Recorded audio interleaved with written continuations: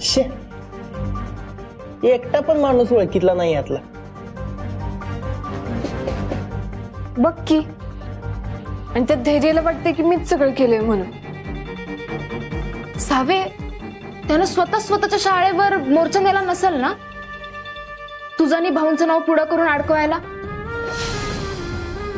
नाही, मला नाही वाटत तू असं काय करेल.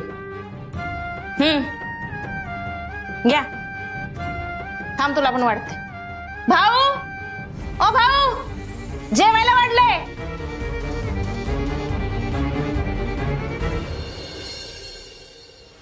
काय ग दीपा, काय ग हे? किती करपल्या ही चपाती? तशीच वाढल्यास होय?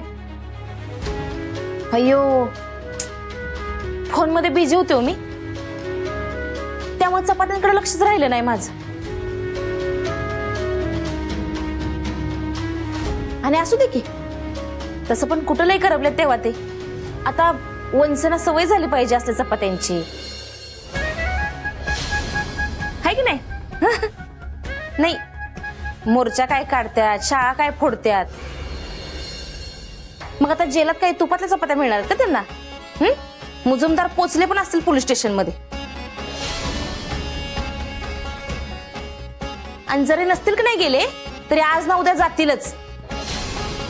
मग वंचनवर केस पडणार, ते जेलात जाणार. त्यांना सवय नको असल्या चपात्यांची?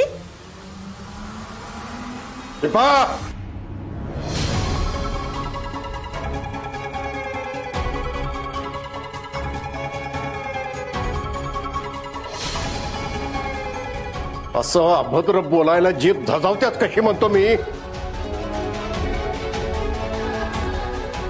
घरातला माणूस जेलात जावा असं डोक्यात तरी कसं येतं कुणाच्या?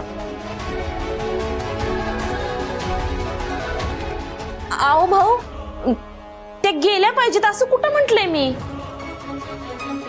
मी फक्त म्हणत होते, चुकून माकून त्यांच्यावर अशी वेळ आलीच तर गैरसोय व्हायला नको, एवढंच मी बोलत होते काळजीपोटी.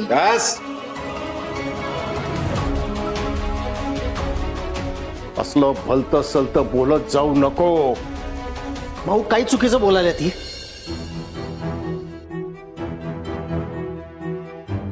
काही चुकीचं बोलत नाहीये. अरे सॉरी आई, ऐकलाय मी सगळा विषय.